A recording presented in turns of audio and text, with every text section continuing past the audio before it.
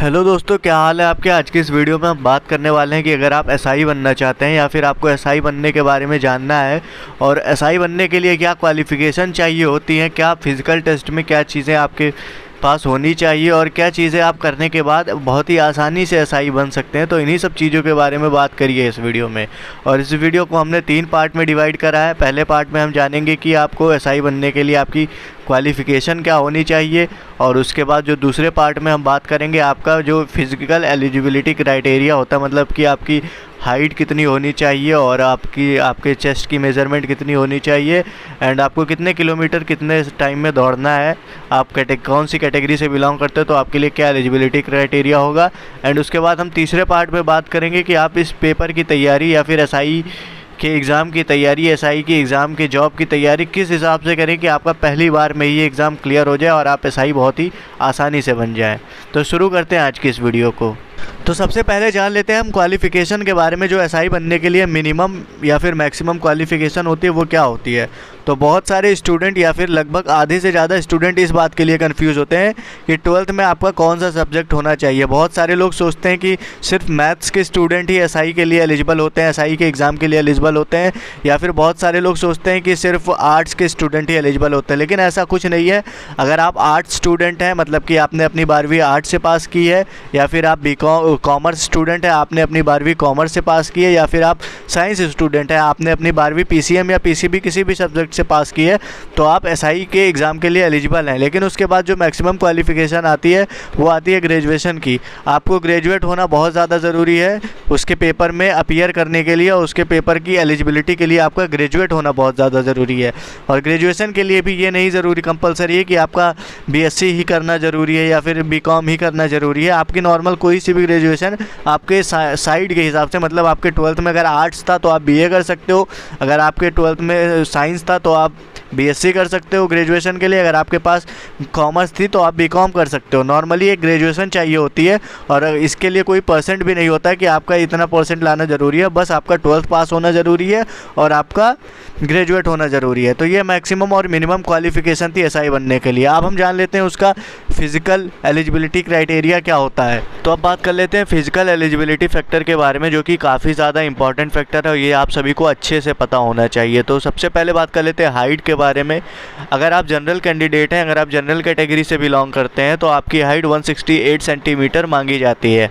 या फिर आप कह सकते हो कि एसआई के बनने के लिए जो मैक्सिमम या सबसे पर्याप्त हाइट मांगी जाती है वो 168 सेंटीमीटर की मांगी जाती है, जो कि कई बार कभी स्टेट टू स्टेट, मतलब कि किसी स्टेट में 2 सेंटीमीटर ज़्यादा मांग ली जाती है और किसी स्टेट में 2 सेंटीमीटर कम मांग ली जाती है। मगर अगर आप एक एग्जैक्ट हाइट की बात करें तो आपकी 168 सेंटीमीटर हाइट है, तो आपकी एक परफेक्ट हाइट है और आप एलिजिबल हैं एसआई बनने के लिए या फिर दरोगा बनने के लिए। तो अब चेस्ट मेजरमेंट के बारे में बात कर लेते हैं। अगर आप जनरल कैंडिडेट हो या फिर जनरल कैटेगरी से बिलोंग करते हो, ओबीसी कैटेगरी से बिलोंग करते हो या फिर एससी कैटेगरी से बिलोंग करते हो, तो आपकी जो चेस्ट मेजरमेंट है वो 79 सेंटीमीटर टू 84 सेंटीमीटर, मतलब कि 79 सेंटीमीटर टू 84 सेंटीमीटर होनी चाहिए।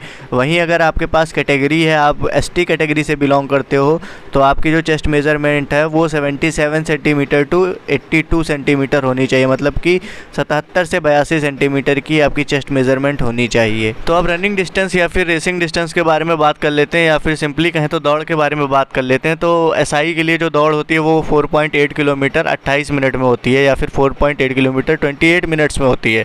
अगर सीधा जाने तो लगभग 5 किलोमीटर आपको आधे घंटे के अंदर तय करना होता है, दौड़ना होता है बहुत ही अच्छे तरीके से। तो अभी तक हमने बात कर ली है क्वालिफ़िकेशन के बारे में कि आपका 12वीं के साथ ग्रेजुएशन होना ज़रूरी है। उसके साथ साथ अगर आपका फिज़िकल टेस्ट की एलिजिबिलिटी के बारे में बात करें, आपकी जो हाइट होती है पर्याप्त हाइट 168 सेंटीमीटर होती है, और आधे घंटे में आप अगर 5 किलोमीटर दौड़ लेते हो तो आप बहुत ही आसानी से एसआई बन सकते हो। और अब बात कर लेते हैं सबसे इंपॉर्टेंट चीज़ के बारे में, सबसे ज़रूरी चीज़ के बारे में, जो कि होता है एग्ज़ाम।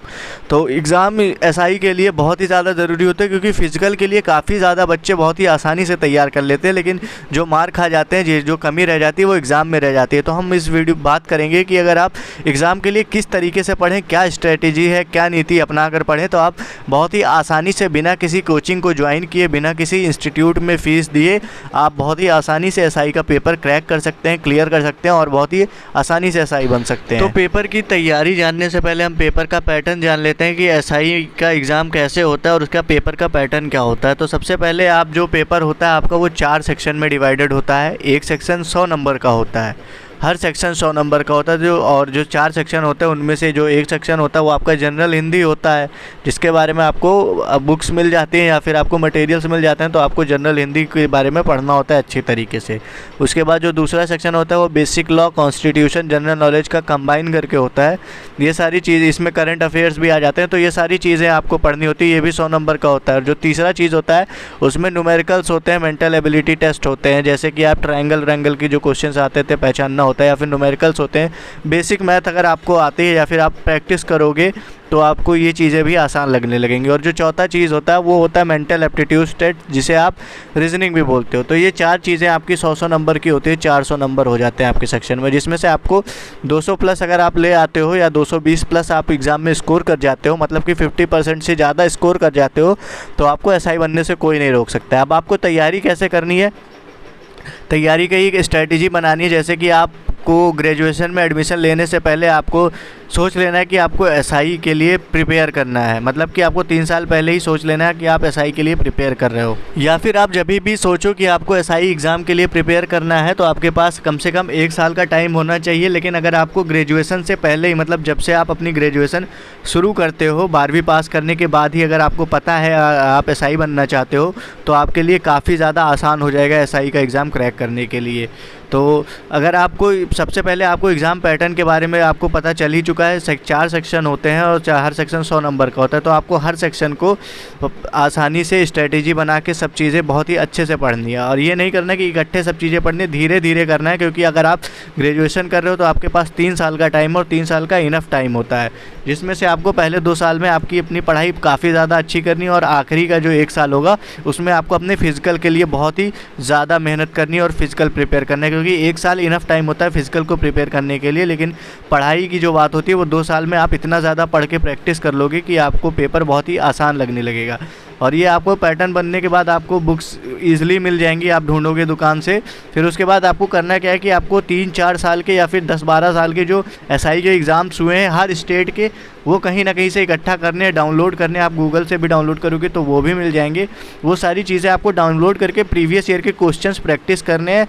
आप कोई भी टॉपिक पढ़ रहे हो तो उस टॉपिक से रिलेटेड आपको क्वेश्चंस करने हैं। ये चीज़ें आपको 2 साल लगातार करनी है और 1 साल आपको फिज़िकल के लिए प्रिपेयर करना है। वहीं अगर बात करें आप ग्रेजुएशन के बाद तैयारी करना चाहते हो तो उसके बाद आपके पास इतना टाइम नहीं होता है, तो आपको काफ़ी ज़्यादा मेहनत करनी होगी।